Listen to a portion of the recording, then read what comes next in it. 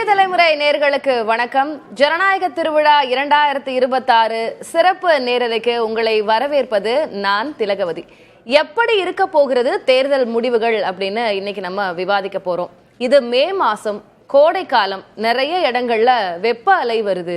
ஒரு சில மாவட்டங்கள்ல ரொம்ப அதிசயமா மழை கூட வருது. ஆனா இந்த மே 4ஆம் தேதி மட்டும் எப்ப வரும்னு தெரியவே இல்லையே அப்படின்னு எல்லாரும் நகத்தை கடிச்சு பதைபதைப்போட காத்து கொண்டிருக்கிறார்கள். ஏனென்றால் மே 4 தேர்தல் முடிவுகளை தான் தமிழகமே எதிர்நோக்கி காத்திருக்கிறது. மக்களுக்கு இருக்கக்கூடிய அந்த ஆர்வம், அந்த ஒரு படபடப்பு, அந்த செய்தியை வழங்கக்கூடிய எங்களுக்காகட்டும், எங்களோடு கலந்துரையாடல இருக்கக்கூடிய பத்திரிகையாளர்களாகட்டும், எல்லாருக்குமே இருக்கு. எல்லாருக்குமே மிகப்பெரிய எதிர்பார்ப்பு இருக்கு இந்த தேர்தல் முடிவுகள் எப்படி இருக்க போகிறது என்று. அதை தான் இன்னைக்கு நம்ம விவாதிக்க போறோம். 4 விருந்தினர்கள் என்னோடு இணைந்திருக்கிறார்கள். அறிமுகம் செய்கிறேன். பத்திரிகையாளர்கள் 4 பேர்: திருமிகு பாக்கி, திருமிகு சுவாமிநாதன், திருமிகு தா பிரகாஷ், திருமிகு விவேக் கணநாதன் ஆகியோர் இணைந்திருக்கிறார்கள். 4 பேருக்கும் வணக்கம். சரி, ஒவ்வொருத்தர ஆரம்பிக்கிறேன். நான் திரு சுவாமிநாதன், உங்ககிட்ட இருந்தே போயிடலாம். எப்படி இருக்க போகிறது இந்த தேர்தல் முடிவு? அதான் இன்னைக்கு நம்ம பேச போறோம். எந்த தேர்தல் மாதிரி இதுக்கு முன்னாடி நடந்து முடிஞ்ச எந்த தேர்தலோடு இந்த தேர்தலை ஒப்பிடலாம்? முடிவுகள் இப்படி இருக்க வாய்ப்பு இருக்கு அப்படின்னு நீங்க எடுத்துக்குவீங்கன்னு எனக்கு சொல்லணும். அது 2006 2016 எந்த தேர்தலோட முடிவுகளோடு நீங்க இதனை ஒப்பிடுவீங்க? 2006 சட்டமன்ற தேர்தலோடு தான் ஒப்பிட முடியும். காரணம் என்னன்னா, 2006 சட்டமன்ற தேர்தலில் தான் புதிய வரவாக விஜயகாந்த் அவர்களுடைய எழுச்சி இருந்தது. கிட்டத்தட்ட இன்றைக்கு விஜய் ஒரு வார்த்தையை தொடர்ந்து சொல்லியிருந்தார். அது என்னன்னா, யாருக்கு பணம் கொடுத்தாலும் வாங்கிக்கங்க, ஓட்டு வந்து தாவேக்கா பக்கம் அப்படிங்கிற மாதிரியான ஒரு காய் நகர்த்தல். இது ஒரு காலகட்டத்தில் எப்படி இருந்ததுன்னா, விஜயகாந்த் சொன்ன வார்த்தை தான். கடவுளோடும் மக்களோடும் கூட்டணியினர். ஆனால் விஜயகாந்துக்கும் சில முரண்கள் இருக்கு. விஜயகாந்த் அவர்கள், விஜய் ஜெயலலிதா அவர்களும் அதே போன்று கலைஞர் அவர்களும் ரொம்ப துடிப்போடு அரசியல் களத்தில் இருந்தபோது அரசியல் களத்துக்கு வந்திருந்தார். அந்த தாக்கமே 8% இருந்தது. நம்ம அதை தான் அதில் அடிகோட்டிட்டு காட்ட வேண்டியிருக்கு. நீங்க இருவரும் உயிரோடு இருந்த பொழுது கிட்டத்தட்ட இன்னைக்கு தமிழக அரசியல் ஒரு வெற்றிடம் இருக்கா இல்லையா என்பது 2வது இடம். மு.க. ஸ்டாலின் அவர்கள் அதை ஓரளவு நிரப்பியிருக்கிறார். அந்த நிரப்பியிருக்கிறனுடைய அடிநாதம் என்பது பாஜக எதிர்ப்பு. அது ஜெயலலிதா அவர்கள் நிரப்பிய இடத்தை விடவோ, கலைஞர் அவர்கள் நிரப்பிய இடமோ தனிப்பட்ட அந்த ஆளுமையாலேயே 100% நிரப்பியது. நீங்க ஸ்டாலின் அவர்கள் நிரப்பியதற்கு பின்பாக ஒரு 25% தான் நான் என்னுடைய மதிப்பீடுல அவருடைய தனிப்பட்ட ஆளுமை இருந்தாலும் 75% அந்த ஆளுமையின் இன்னொரு வடிவமான பாஜக எதிர்ப்பு, மத்திய அரசிடம் கேட்டு போராடி பெறக்கூடிய குணம், இதுல எல்லாம் சேர்ந்துதான் அது உருவகப்படுது. அப்ப நீங்க அன்னைக்கு சமூக வலைதளங்களுடைய தாக்கம் இல்ல, பேஸ்புக், இன்ஸ்டாகிராம் மாதிரியான சமூக வலைதளங்களுடைய தாக்கம் அன்னைக்கு 2006 இல்ல. இவ்வளவும் இருந்த பிறகுமே 8% ஓட்ட விஜயகாந்த் அவர்கள் எடுக்கிறார். அன்றைக்கு ஒரு மைனாரிட்டி அரசாக தான் திமுக அரசுக்கு வெற்றி வருது. அது ஆளும் அரசை வீழ்த்தி விட்டு திமுக அரசை ஆட்சியில் அமர்த்துது. ஆனா அன்னைக்கு சில சாதகமான அம்சங்களும் திமுகவுக்கு இருந்தது. அன்னைக்கு மத்தியில் இருந்த காங்கிரஸ் அரசுக்கு திமுக ஆதரவு தேவை. அதனால அமைச்சரவையில் இடம் தராமலே அவர்கள் அட்ஜஸ்ட் பண்ணிக்கிறாங்க. பாட்டாளி மக்கள் கட்சி நிபந்தனையின்றி ஆதரவு கொடுக்குறாங்க. ஆனா உங்களுக்கு நினைவுல இருக்கலாம், அந்த ஆட்சிக்கு ஜஸ்ட் பாஸ் மார்க் போடுறதுல இருந்து ராமதாஸ் அவர்கள் பல குடைச்சல்களை கொடுத்தாங்க.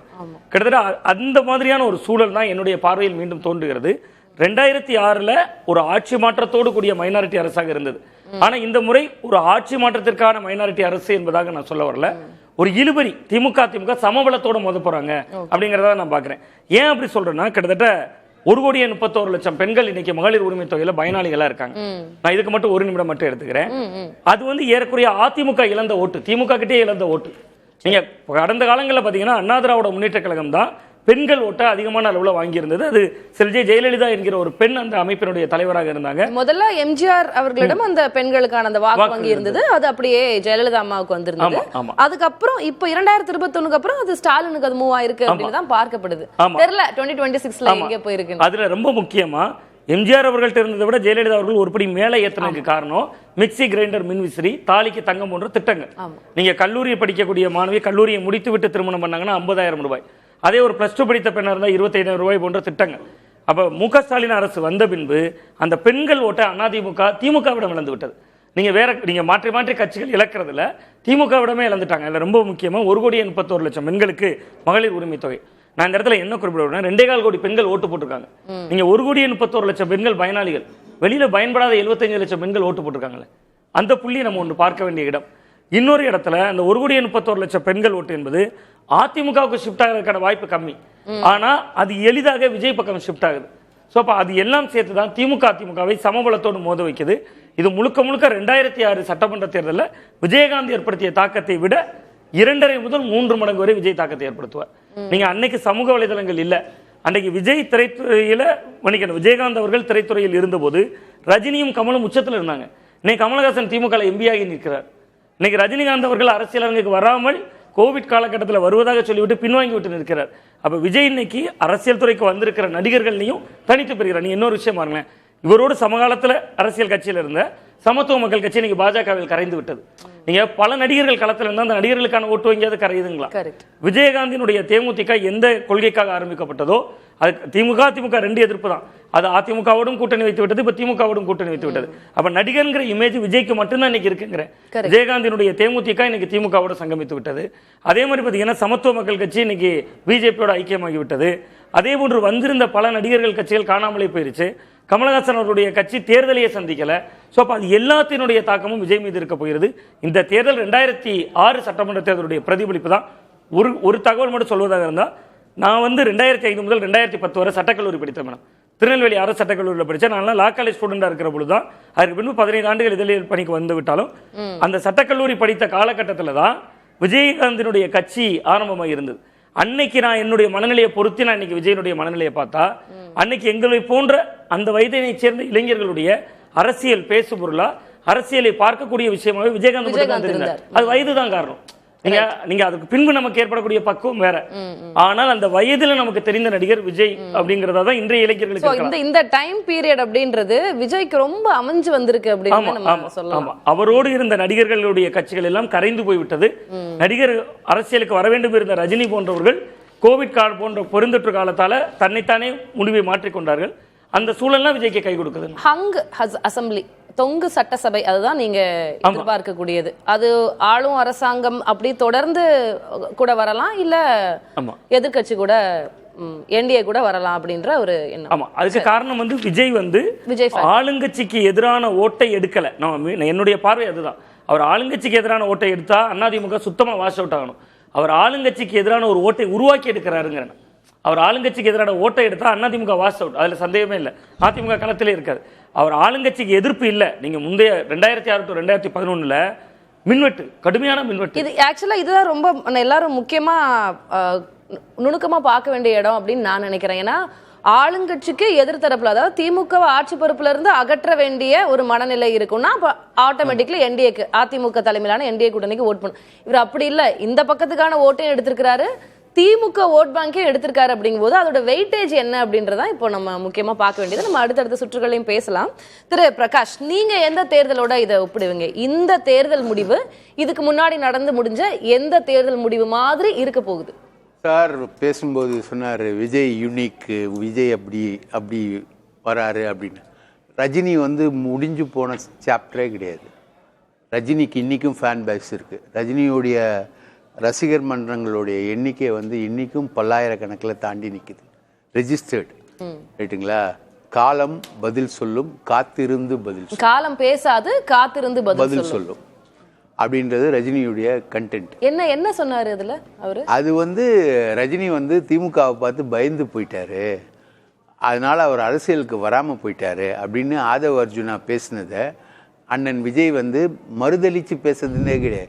அவர் எதையும் மறுதளிச்சதும் கிடையாது, ஏத்துக்கிட்டதும் கிடையாது. இல்ல, காலம் பேசாது, காத்திருந்து பதில் சொல்லும் அப்படின்னு திரு ரஜினிகாந்த் அவர்கள் சொன்னது விஜய் தோப்பாரு சொன்னாரு. விஜய் தோப்பாருன்றதுதான்.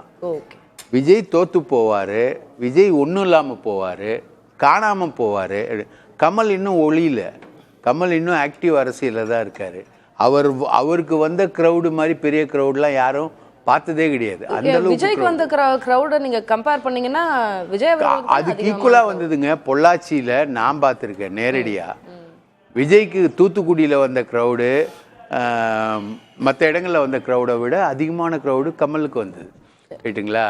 சன்னி லியோனுக்கு அதை விட அதிகமான கிரௌடு வந்துச்சு. இல்ல திரு பிரகாஷ், அதெல்லாம் ஓகே, கூட்டம் ஓட்டா மாறாது, ஓட்டு வந்தாலும் ஓட்டு சீட்டா கன்வெர்ட் ஆகுது, இதெல்லாம் பேசப்பட்டது. அதெல்லாம் முடிச்சுதான் கிட்டத்தட்ட 24 சீட்டு 25 சீட்டு கேளுங்க. அதெல்லாம் இன்னும் ஸ்பெகுலேஷன் தான். 5 தாண்டு வரான்னு பாருங்க முதல்ல. சரி, நம்ம இப்போ எந்த தேர்தலோட நீங்க கம்பேர் பண்ணுவீங்க? எந்த தேர்தலோட கம்பேர் பண்ணலாம்னா, இது வந்து 2016 தேர்தல் வருது இல்லைங்களா? அந்த தேர்தலோட இது வந்து ஓரளவுக்கு கம்பேர் பண்ணலாம். ஏன்னா ரொம்ப close fight between ADMK and DMK. அன்னைக்கு வந்து எல்லாருமே வந்து கருத்து கணிப்புகள் எல்லாருமே 2016 வந்து நான் அப்போத்துலேருந்து ஒரு 30 வருஷமா பத்திரிகாரனாக இருக்கேன். நான் நடுவில் எல்லாம் படிக்கல, அதுக்கு முன்னாடி முடிச்சிட்டேன். அதுக்கு நாங்கள் பார்க்கும்போது 2016 தேர்தலில் வந்து டிஎம்கேவும் ஏடிஎம்கேவும் வந்து ரொம்ப க்ளோஸ் ஃபைட்டு, கருத்து கணிப்புகள் எல்லாமே நாங்கள் போட்டும்போது டிஎம்கேக்கு தான் கொடுத்தோம். ரிசல்ட்லேயும் டிஎம்கே முன்னாடி வந்தது. 103 டிஎம்கே, 96 ஏடிஎம்கே அப்படி வந்தது. அப்போது நரேந்திர மோடி ஒரு வாழ்த்து சொல்கிறாரு ஜெயலலிதாவுக்கு. அது ஜெயலலிதா ஆட்சியோடைய கண்டினியூவேஷன் தான் அந்த தேர்தல். நரேந்திர மோடி வந்து முதலமைச்சர் ஆனதுக்கு வாழ்த்துக்கள் அப்படின்னு ஒரு வாழ்த்து சொல்கிறாரு. அதுக்கப்புறம் நிலவரம் தலைகீழாக மாறி 140 ஏடிஎம்கே, 96 93 சம்திங் டிஎம்கே 90ஸ்ல. இந்த ரிசல்ட் டேல என்ன ஆச்சு அப்படின்னு என்ன ஆச்சுன்றதுக்கு நான்லாம் வந்து ஆவடியில் நிற்கிறேன். ஆவடியில் 4000 ஓட்டு முன்னிலையில் ஆவடி நாசர் இருக்காரு. அதுக்கப்புறம் ரிசல்ட் வரும்போது 11,000 ஓட்டுகள் முன்னிலையில் மாஃபா பாண்டியராஜன் ஜெயிக்கிறார். அந்த மாதிரி மாறிச்சு. ஸோ இது வந்து 2016ன்னு வச்சுக்கோங்களேன். இது தேர்ட் ஃபோர்ஸ் இருக்கக்கூடிய மூன்றாவது அணி இருக்கக்கூடிய அரசியல் வந்து 77 ரைட்டுங்களா. எம்ஜிஆர் வராரு உள்ள, எம்ஜிஆர் உள்ளே வராரு. ஸ்தாபன காங்கிரஸ் இருக்குது, இந்திரா காங்கிரஸ் இருக்குது, டிஎம்கே இருக்குது ரைட்டுங்களா. ரெண்டுத்துக்கும் ஃபைட்டு. அப்போது எம்ஜிஆர் வந்து அடித்து தூக்கிட்டு மேலே வர்றாரு. அவரோட ஹீரோயிசம்னு வச்சுக்கோங்க. அது அந்தளவுக்கு எம்ஜிஆர் அளவுக்கு விஜய்லாம் என்னால் நினச்சி கூட பார்க்க முடியல. எம்ஜிஆர் அளவுக்கு விஜய்ன்றது நினச்சி பார்க்கல. பெண்கள் ஓட்டு வந்து இல்ல திரு பிரகாஷ், இப்போ யாரை கேட்டாலும் வந்து இப்போ ஒரு 10ல் 7 பேர் நீங்க இப்படிக்கா ஒரு ஆட்டோ, இப்படி ஒரு கடை அப்படி கேட்டோமோ இல்ல விஜய்க்கு போட்டோம், டிவிகேக்கு போட்டோம் அப்படின்னு சொல்றாங்க. பெண்கள் ஓட்டு பெருவாரியா போயிருக்குன்னு தானே சொல்றாங்க மேடம். விஜய் ஓட்டு வந்து ஓக்கலாக தெரியுது மேடம், உங்களுக்கு வெளிப்படையாக தெரியுது. சவுண்டு அதிகமாக இருக்குது. இந்த சவுண்டு அதிகமாக இருக்கக்கூடிய பார்ட்டிங்க எல்லாமே ஸ்டஃப்பான பார்ட்டிகளே கிடையாது. அவங்களோட ஓட்டு வந்து கம்ப்ளீட்டாக விழுந்திருக்கு அப்படின்றது வந்து நம்மளால் டிட்டர்மைன் பண்ணிலாம் சொல்ல முடியாது. திமுக சேல்ஸ் பியூட்டிஃபுல்லி. திமுகவுக்கு ஒரு பேஸ் இருக்குது. அதே மாதிரி ஏடிஎம்கேவை அவ்வளோ சீக்கிரம் விஜயாலாம் எரோட் பண்ண முடியாது. ஆன்டி இன்கம்பன்சி ஓட்டை வந்து அவரு ஏடிஎம்கே பிரிக்கலன்னா சொல்ல முடியாது. ரூரல்லாம் ஏடிஎம்கே தான் ஆன்டி இன்கம்பன்சி ஓட்டை வாங்குது, விஜய் கிடையாது ரைட்டுங்களா. சென்னை, காஞ்சிபுரம், செங்கல்பட்டு, திருவள்ளூர் இதெல்லாம் வந்து உங்களுக்கு சினிமாலேயே அதிகமாக சர்க்குலேட் ஆகக்கூடிய ஏரியா. இங்கே வந்து தியேட்டரும் அதிகம், ரசிகர் மன்றங்களும் அதிகம். இந்த ஏரியாக்குள்ளே தான் அவர் வந்து போகிறாரு. ஏடிஎம்கேக்கு கரெக்டான ஒரு விஷயம் என்பது இருக்குது. ஏடிஎம்கேக்கு சாலிடான ஒரு ஓட்டு என்பது மறுக்கவே முடியாத அளவுக்கு இருக்குது. அதெல்லாம் வந்து விஜய்ன்ற மேஜிக்கில் வந்து போகிறாங்க. ஒருவேளை பாஜக வேணால் குமரி மாதிரி ஒரு மாவட்டத்தில் பாஜக ஓட்டுகள் வேணால் விஜய்க்கு போகலாம், அந்த மாதிரிலாம் வேணால் போயிருக்கலாமே தவிர முழுக்க விஜய்ன்றது இந்த கான்செப்ட் இல்லை. நான் உங்களுக்கு பெட் பண்ணுறேன், இன்னைக்கு 5 தொகுதிக்கு மேலே விஜய் தாண்டவே மாட்டார். 5 தொகுதிக்கு மேலே நான் பெட் பண்ணுறேன். 5 தொகுதிக்கு மேலே விஜய் வந்து தாண்டவே மாட்டார். அவருக்கான ரீச் கிடையாதுங்க. அதாவது இவங்க எல்லாமே கருத்து கணிப்பில் 5% வந்து ப்ரொபோர்ஷனேட் பண்ணி ரேஷனல் ரெப்ரசன்டேஷன் மாதிரி சீட்டு கொடுக்குறாங்க ரைட்டுங்களா. அதான் 25-30 சீட்டு. ஒரு கருத்து கணிப்பு விஜய் ஆட்சி அமைக்கிறார்னு வந்து அந்த மாதிரி சொல்லக்கூடிய புலவர்கள் நிறைய பேர் இருக்காங்க. நம்ம அங்க ஹோல்ட் பண்ணலாம். திரு சுவாமிநாதன், உங்ககிட்டயே நான் பதிலுக்கு வரேன். விவேக் கண்ணநாதனுக்கு நிறைய இடத்துல வந்து உங்களுக்கு இன்டர் பண்ணணும்னு தோணி இருக்கும்னு நினைக்கிறேன். திரு விவேக் கண்ணநாதன், உங்களுடைய முதற்கட்ட பார்வை. திரு தா பிரகாஷ் அவர்கள் சொல்வதுபடி 2016 தேர்தலுடைய முடிவுகள் மாதிரி இருக்க போகுது அப்படின்னு சொன்னாரு. திரு சுவாமிநாதன் அவர்கள் சொல்றது தொங்கு சட்டசபை அமைவதற்கான வாய்ப்பு தான் அதிகம் இருக்கு. உங்களுடைய பார்வை? 2026 தேர்தல் முடிவுகள் இதுவரை இல்லாத ஒரு தேர்தல் முடிவு. எந்த தேர்தலோடய ஒப்பிட முடியாது. 67 எப்படி ஒரு பெஞ்ச் மார்க், 77 ஒரு பெஞ்ச் மார்க், இதை விவாதிக்கிறோம் இல்லையா. அந்த மாதிரி 26 என்பது ஒரு புதிய தொடக்கமாக இருக்கும். தமிழ்நாட்டு அரசியலுக்கான ஒரு புதிய தொடக்கமாக வந்து இருக்கும்.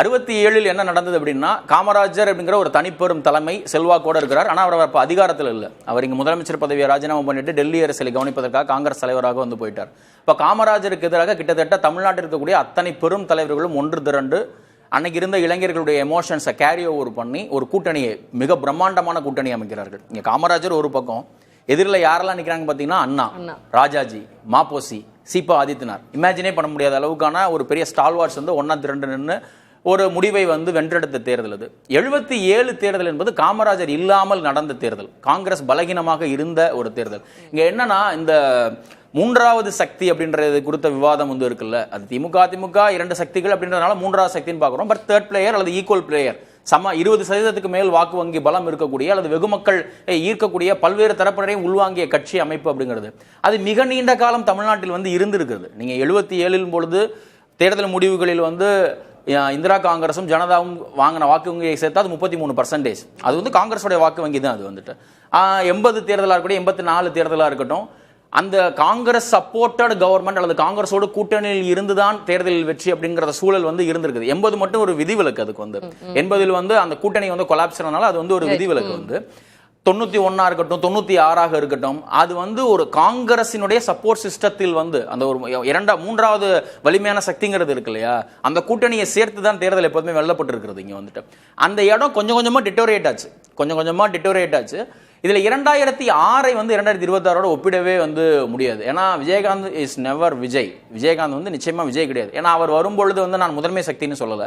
2 பேரும் எதிர்த்தார். திமுக 2 பேரும் எதிர்த்தாரு. ஆனா நான் தான் முதன்மை சக்தின்னு சொல்லல. அவர் பெரியார், அம்பேத்கர் இந்த படங்களை வந்து தன்னுடைய கட்சியினுடைய லெட்டர் பேட்லயோ கட்சி மாநாடுலயோ போட்டு அந்த கொள்கைகளை வந்து சொல்லி நான் வந்து முதன்மை அந்த கிளைம் வந்து அவர் எடுக்கல. இவர் விஜய் வந்து வருகிற பொழுதே அவருடைய சிக்னிபிகன்ஸ் எங்க தொடங்குது அப்படின்னா, மரபார்ந்த அரசியலை அவர் எங்கேயுமே நிராகரிக்கல. இதற்கு முன்பு இருந்த மரபார்ந்த அரசியல் இருக்கிற தமிழ்நாட்டுடைய மரபார்ந்த அரசியல், பெரியார், அண்ணா, அம்பேத்கர், இந்த அரசியலை அவர் வந்து நிராகரிக்கல. அந்த அரசியலுக்கு நான் தான் வந்து இனிமே வந்துட்டு முதன்மை சக்தி, அந்த அரசியலை கைகொள்ளக்கூடிய சக்தி வந்து நான் தான். இங்க இருக்கக்கூடிய 2 சக்திகள் உங்களை மாற்றம்னு சொல்லி தானே வந்தார். முதன்மை சக்தின்னு தான் சொன்னார். அவர் மாற்றம்ன்ற வார்த்தையை பயன்படுத்தல. மாற்றம் என்பது நம்ம தான் பயன்படுத்தணும். அவர் மாற்றம்ன்ற வார்த்தையை பயன்படுத்தவே இல்லை. அக்டோபர் 27 2024 விக்கிரவாண்டி மாநாடு இருக்கு இல்லையா, அவர் மாற்றம்ங்கிற வார்த்தையை பயன்படுத்தவே இல்லை. அவர் பயன்படுத்தின முதன்மை சக்தி, நான் தான் முதன்மை சக்தி அப்படின்றாரு. இங்க இருக்கக்கூடிய பழைய மரபார்ந்த அரசியல் அப்படியே உள்வாங்கி அவர் வந்து எடுத்துக்கிறார். நீங்க அதுக்கடுத்த ஓராண்டு காலம் 1.5 ஆண்டு காலம்ங்கிறது வந்து இருக்கு இல்லையா, அந்த பொசிஷனிங்கே அப்படிதான் வந்து இருந்தது. பெரியார், அம்பேத்கர் இந்த அரசியலுக்கான ஒரு இந்த காலகட்டத்துக்கான ஒரு 21ஆம் நூற்றாண்டுக்கான அல்லது ஜென்சி தலைமுறைக்கான, ஜென்சி தலைமுறைங்கிறது நம்ம வந்து இந்த காலகட்டத்தை டேக் பண்றதுக்காக சொல்றோம். அதுல மில்லனியல் இருக்காங்க, ஜெல்லனியல் இருக்காங்க, லேட்டர் 80s பீப்புள் வந்து இருக்காங்க. ஒரு கலவையான 80களுக்கு பிறகான எல்லாருக்கான உணர்வுகளையும் தீர்மானிக்கக்கூடிய ஒரு அரசியல் உணர்வாக தான் இருந்திருக்கு. பொலிட்டிக்கல் எமோஷனாக தான் வந்து இருக்கு. சோ அதை வந்து திரட்டி தான் அவர் வந்து தனக்கான ஒரு அரசியலை வந்து கட்டமைக்கிறார். இதை வந்து இதற்கு முன்பு வந்து யாரும் வந்து செய்தது கிடையாது. ஈவன் இந்த கேஸ் ஆஃப் எம்ஜிஆர் வந்து கட்சியை உடைத்தார். சரியா, திமுக என்கிற ஒரு கட்சி 71 வந்து அசுர பலத்தோடு வெற்றி பெற்ற பிறகு, ஏன்னா ஆப்பனண்டே கிடையாது. இப்போ வந்து இந்திரா காங்கிரஸ் வந்து சீட்டு இல்லாம திமுக கூட்டணியில் நிக்குது. மாநில சட்டமன்ற தேர்தலில் அந்த அதிருப்தி இருந்தது. அவருடைய ஆதரவாளர்களோட தனியா வந்தாரு, அதிமுக தொடங்கினாரு. திமுகவில் இருந்த பெரும் தலைகள் எல்லாமே வந்து எம்ஜிஆர் கூட போய் சேர்ந்துட்டாங்க. தேர்தலை ஒட்டி தேர்தலுக்கு பிறகு எம்ஜிஆர் கூட போய் சேர்ந்துட்டாங்க. சோ அது வந்து இட் வாஸ் லுக் லைக் எது ஒரிஜினல் டிஎம்கேங்கிறதா அப்ப சண்டையே. டு பி ஃப்ராங்க், அவர் ஏன் அண்ணா திமுகன்னு பேர் வைக்கிறாரு? அங்க இருக்கிற அண்ணாவோட திமுக கிடையாது. அண்ணா ஆரம்பித்த கட்சி கலைஞருடைய திமுகவா மாறிடுச்சு. 2026 இப்ப உங்களுடைய பார்வையில இதுக்கு முன்னாடி நடந்த எந்த தேர்தலை போலும் இது இருக்காது. 67 ஒரு பெஞ்ச்மார்க், 77 ஒரு பெஞ்ச்மார்க், 2026 ஒரு பெஞ்ச்மார்க். அது என்ன பெஞ்ச்மார்க் என்பது நாளை தெரியும். என்ன பெஞ்ச்மார்க் இருக்குன்னு நினைக்கிறேன். புதிய சக்தி, ஒரு முக்கியமான புதிய சக்தி வந்து எழுச்சி பெற்ற ஒரு தலைமையாக தன்னை வந்து அவர் நிரூபித்து விட்டார். விஜய் வந்து நிரூபித்து விட்டார். நீங்க பிரதீப் குப்தா ஆக்சிஸ் மை இந்தியாவுடைய அவர் சொல்றாரு, எந்த சூழ்நிலையும் 30% வாக்குக்கு கீழே விஜயோட வாக்கு வங்கி குறையாது அப்படின்றார். ஐ அம் டேம் இன் ஷூர்ங்கறார். அவர் வந்து 30% மேல அவரோட ரூலிங் கொடுத்திருக்காங்க. ஆல்மோஸ்ட் ஆக்சிஸ் மை இந்தியா வந்து ரூலிங் பார்ட்டியா வரதுக்கான இல்ல அவர் ரூலிங் பார்ட்டில அவர் லோவஸ்ட் உங்க எண்ட் என்னன்னு கேக்குறதுக்கு பதில் சொல்றாரு. அவர் ரூலிங் பார்ட்டி சொல்றாரு. ரூலிங் பார்ட்டி சொல்லிட்டு 35% டிவிகே 35% டிஎம்கேன்னு சொல்லிட்டு பிளஸ் ஆர் 2 மைனஸ் 2% 3% இருக்கலாம். அதுதான் டிசைட் பண்ணணும். 3% விஜய் வாங்கிட்டாருன்னா விஜய் வந்துட்டு 140 இடங்கள் வரைக்கும் கூட வெற்றி பெற்று ஆட்சி அமைக்கலாம். இது வந்து அவர் சொல்றது. சரியா, சரி உங்களோட லோவஸ்ட் எண்ட் என்ன?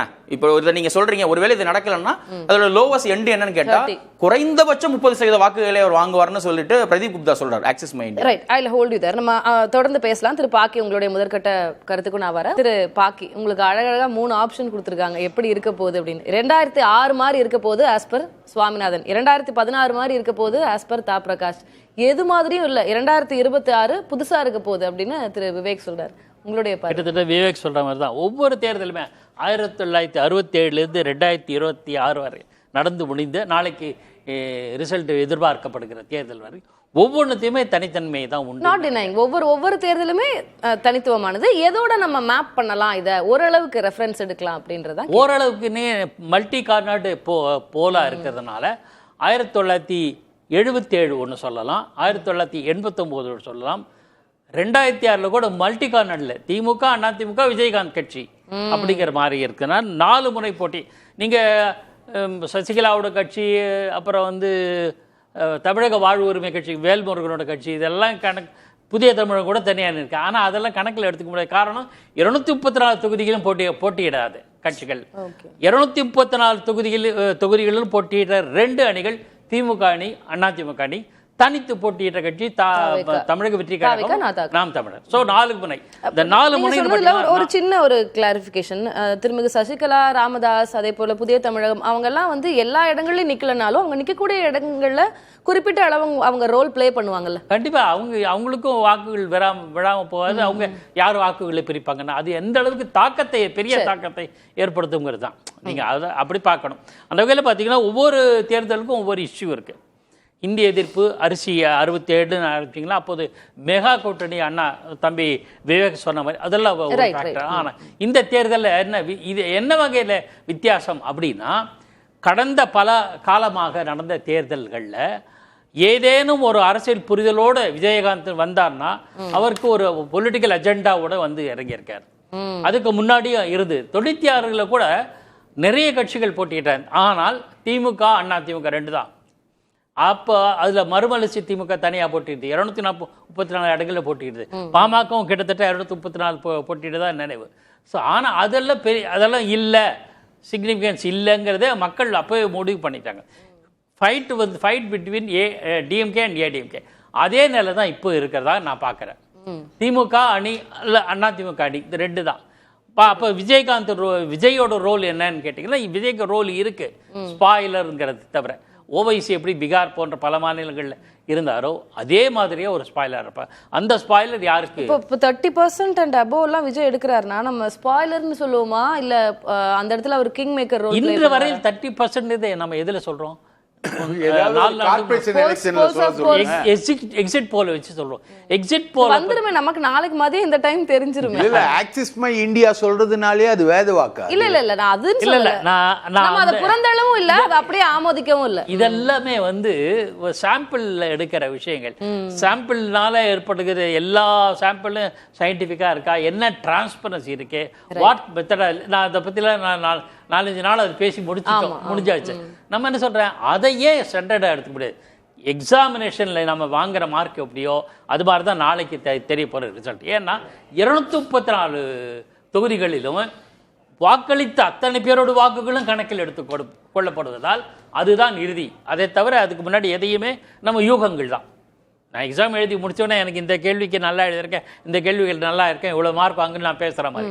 ஸோ அது இரலவெண்ட். நம்ம எடுத்துக்க வேண்டியது நாளை வரையில், நாளைக்கு மதியம் ஒரு 12 மணி, 1 மணி, 2 மணி வாக்கில் இந்த நேரம்லாம் நமக்கு ஒரு ட்ரெண்ட் தெரிஞ்சிடும். என்ன அப்படின்னா, இதுவரையில் பேசப்படுகிறதுல நான் என்ன ஃபீல் பண்ணுறேன் அப்படின்னா, ஒருவேளை இதெல்லாம் ரியலைஸ் ஆச்சுன்னா யாருக்குமே மெஜாரிட்டி கிடைக்காத 2006 நிலை வரும். நான் 2006 கம்பேர் பண்ணுறேன்னு நினைக்காதீங்க, அந்த சிச்சுவேஷன் வேற. 2006 மாதிரி அப்போது கூட 2006 கூட கலைஞர் கருணாநிதி இருந்தபோது திமுக பெரும்பான்மையான இடங்களை பெற்றது.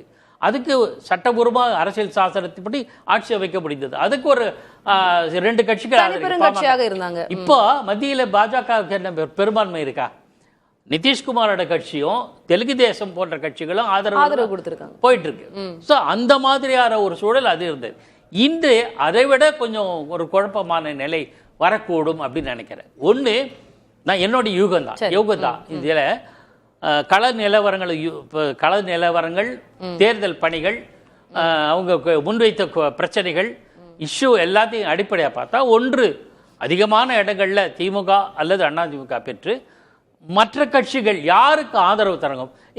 இதே தளத்தில் பேசியிருக்க போஸ்ட் போல் அலையன்ஸ் அல்லது போஸ்ட் போல் சினாரியோ, தேர்தலுக்கு பிந்தைய சூழல் எப்படி வருதோ அதுக்கான அது ஆயத்தமாக தான் நான் பார்க்கிறேன். எப்படி வரும் அப்படின்னு நீங்க நினைக்கிறீங்க? இப்போ போஸ்ட் போல் அலையன்ஸ்னா அதிமுக ஆஸ் அன் அலையன்ஸா அப்படி சொல்றீங்களா? அதே போல திமுக கூட்டணியா சொல்றீங்களா, இல்ல திமுக தனி கட்சி?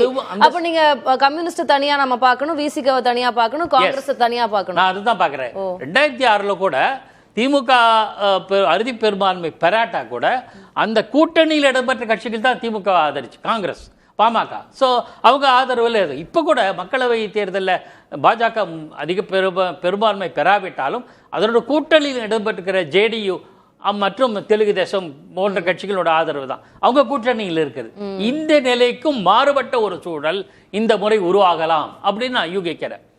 ஏன்னா இரண்டு தரப்பிலுமே, எல்லா தரப்பிலுமே, நான் பொதுவாக சொல்லிடுறேன், ஒரு தரப்பு சொன்னா நம்ம டார்கெட் பண்ற மாதிரி ஆகும். எல்லா தரப்பிலுமே கூட்டணிகள்ல ஒரு ஒரு அன்கம்ஃபர்டபுள் பொசிஷன், ஒரு சௌகரியம் இல்லாத ஒரு சூழல் எல்லா அணி மாறும் வாய்ப்பெல்லாம் இருக்கும் அப்படின்றீங்களா? கிளியர். அதுதான் அணி மாறும்னு சொன்னோம்னா சூழலுக்கேற்ப நாங்கள் ஆதரவு கொடுக்குறோம்னு சொல்லுவாங்க. அணி மாறும்னா டைரக்டா நம்ம தாக்குற மாதிரி ஆயிடும். நான் அப்படி இல்லை, அந்த வார்த்தையை நான் தவிர்க்கிறேன். இந்த நெகட்டிவ் வார்த்தையை தவிர்த்துட்டு எல்லாரும் கால சூழலுக்கேற்ப நாங்கள் இந்த முடிவு எடுக்கிறோம். இதையே கடந்த காலங்களில் உண்டா என்றால் உண்டு. கடந்த காலங்களில் கூட்டணியிலிருந்து களம் காண்பார்கள். வெற்றி தோல்வி ஆன பிறகு நாங்கள் இதில் இதுவரையில் கூட்டணி வந்து தேர்ந்தெடுக்கப்பட்டு தான் கூட்டணி வெளியில் போகிறோம் அப்படின்னு சொன்ன சந்தர்ப்பங்கள் நிறைய உண்டு.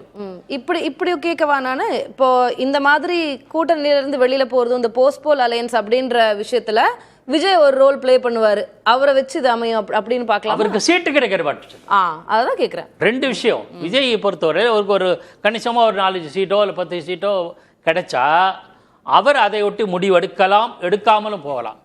அப்போ கூட இல்லை என் தலைமையிலான ஆட்சிக்காக நான் காத்திருக்கேன், 2031 காத்திருக்கேன் கூட சொல்லலாம். இப்படி சொல்லக்கூடிய இப்போ நாம் தமிழர் கட்சி கன்சிஸ்டண்டாக அவர்கிட்ட எனக்கு பிடிச்ச அம்சம் கன்சிஸ்டன்சி இருக்கு. அவர் எப்போ கட்சி தொடங்கி தேர்தல் களத்தில் இறங்கின முதல் நாள்ல இருந்து இன்று வரையில் கூட்டணி இல்லை, பெண்களுக்கு சரியான 50% இடம், ஓட்டுக்கு பணம் கொடுக்காத ஒரு பழக்கமும் அது அவர்கிட்ட இருக்குது. இன்று வரையில் நமக்கு கிடைச்ச தகவல்ல இல்லை. ஸோ இதெல்லாம் அவர்கிட்ட இருக்க ஒரு தொடர் நிலைப்பாடு, சித்தாந்தம் உள்பட. டே 1ல தமிழ் தேசியம், இன்னைக்கு வரையில் தமிழ் தேசியம். ஸோ இதெல்லாம் ஒரு கன்சிஸ்டன்சி. இது ஒரு இந்த சித்தாந்தம், இந்த நிலைப்பாடு, அரசியல் நிலைப்பாட்டின் காரணமாக பலன் கிடைக்கும் இங்கு உறுதியாக அவர் நம்புகிறார்.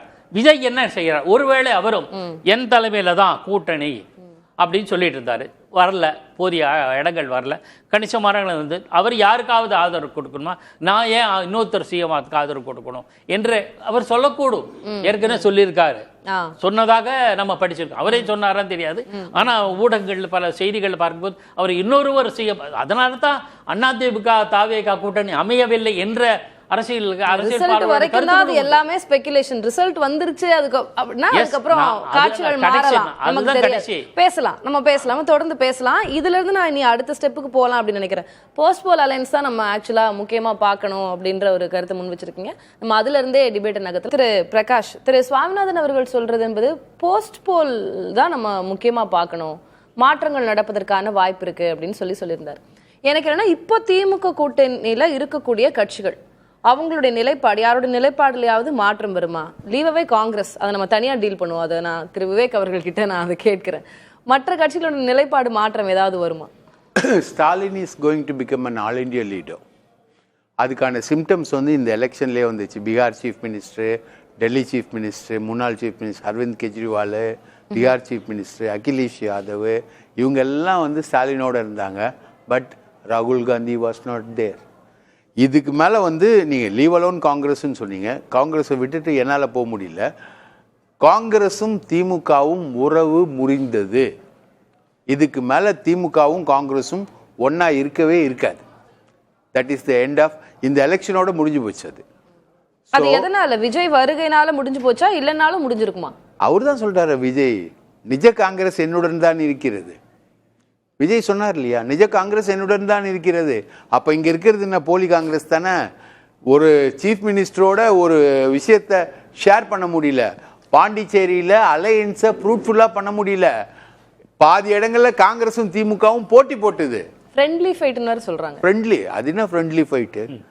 ஃபைட்டில் என்ன friendly fight? Fight is fight. ஒன்று எனக்கு போடு, இல்லை உனக்கு போடு, இவ்வளோதான்.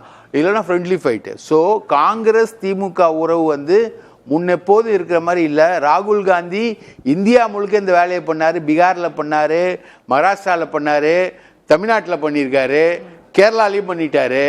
ரைட்டா? ராகுல் காந்தி வில் நாட் பி என்னுடைய ஃபியூச்சர் கணிப்பு, he will not head a coalition government in centre. It is going to be the third front government. Third front under third front அது பீகார் ஆகட்டும், யூபி ஆகட்டும், தமிழ்நாடு ஆகட்டும், எல்லாம் கேரளாவாகட்டும். Third front under hmm? யாரு கீழே அந்த தேர்ட் ஃப்ரண்ட்னு கேக்குறேன். Maybe under Mamata Banerjee. Oh okay. Why not? Maybe under Mamata சரி, பானர்ஜி. நம்ம இங்க அசெம்பிளிக்கு வந்துருவோம். அந்த மாதிரி ஒரு தேர்ட் ஃப்ரண்டோட ஆல் இந்தியா லீடராக தான் ஸ்டாலின் வந்து எமர்ஜ் ஆயிருக்காரு. இந்த அசெம்பிளி எலெக்ஷன் தான் அதை கற்றுக் கொடுத்துருக்கு.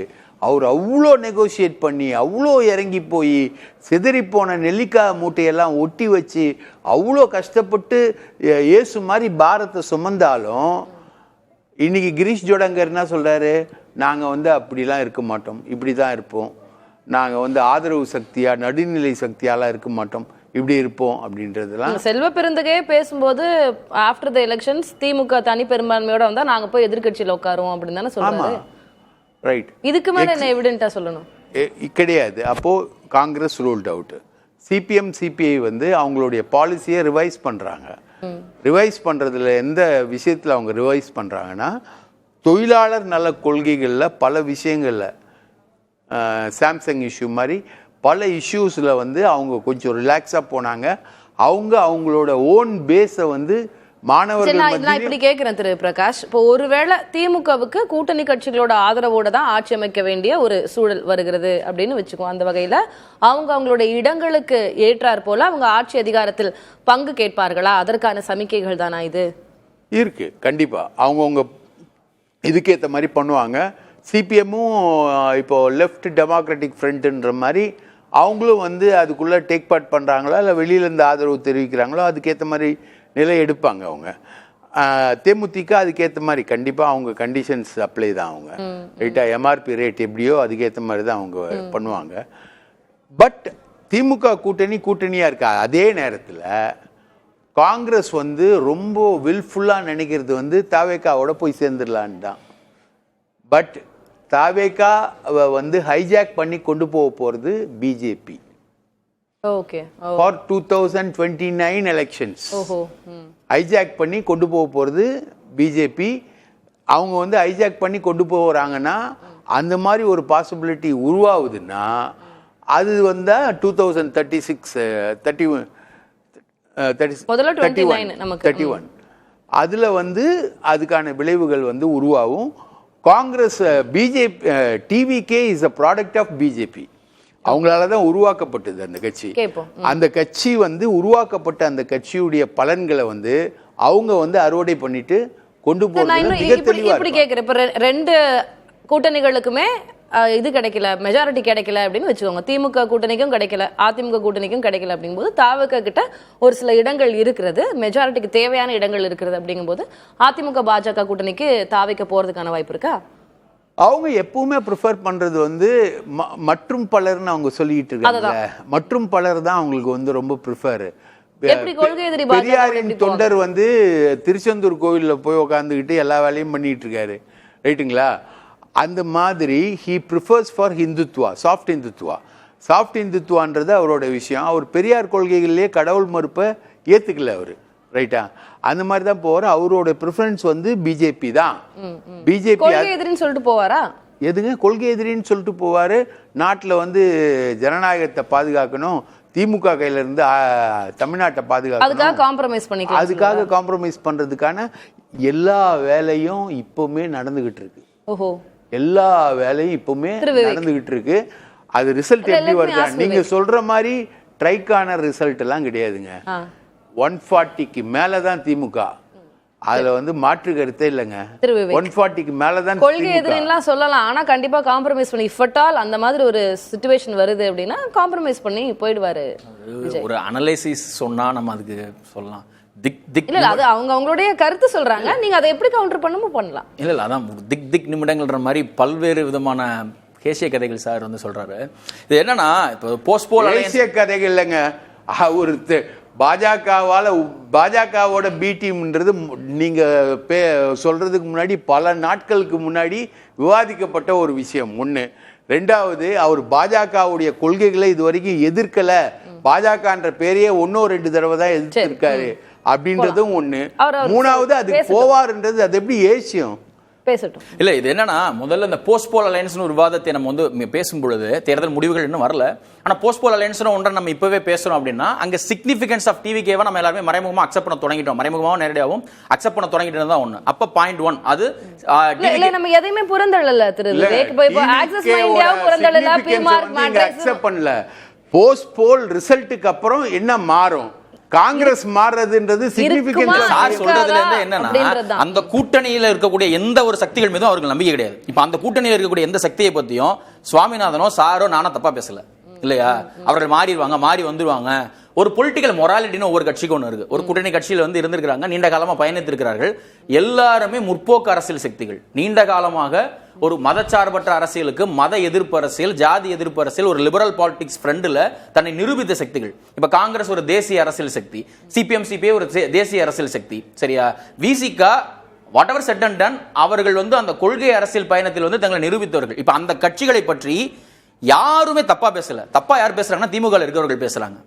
அந்த தங்களோடு பயணித்த இந்த தேர்தலில் கூட்டணி வைத்துக் கொண்ட கட்சிகளை பத்தி தேமுதிக எம்ஆர்பி ரேட்டுக்கு பதிலா வந்து எம்ஆர்பி ரேட்டுக்கு ஏத்த மாதிரி செயல்படணும் சார் தான் சொல்றாரு. ஏற்கனவே செயல்பட்டிருக்காங்க தேமுதிகவோட. அதான் சொல்றேன், நீங்க சொல்றீங்க தானே சொல்றேன். அவர் வந்து ஒரு பத்திரிகையாளரா அவரோட கருத்தை முன்வைக்கிறார், அவ்வளவுதான். திமுக காரங்க யாராவது சொல்லிருந்தாங்கன்னா நீங்க சொல்லுங்க. இல்ல இந்த சார் வந்து சொல்றது திமுக 140 அப்படி இல்ல. அவரை திமுக காரரா நம்ம சொல்ல வேண்டாம். அவர் திமுக காரர் நான் சொல்லல. அவர் saying அவர் திமுக காரர் நான் சொல்லல. விசிக பத்தியோ சிபிஐ சிபிஎம் பத்தியோ இல்ல கூட்டணியில இருக்கக்கூடிய கொள்கை இல்லாதவங்க யார் சொன்னா? இல்ல இந்த அனுபவம் சிபிஎம் கொள்கை இல்லாதவங்க யார் சொன்னா? நான் வரேன். கூட்டணிக்குள்ள போன்ற பேச்சுகள் அதெல்லாம் வரது இயல்புனா இப்ப போஸ்ட் போல அதெல்லாம் பிரதிபலிக்குமா என்ன அப்படின்றது நான் கேட்கிறேன், அவ்வளவுதான்.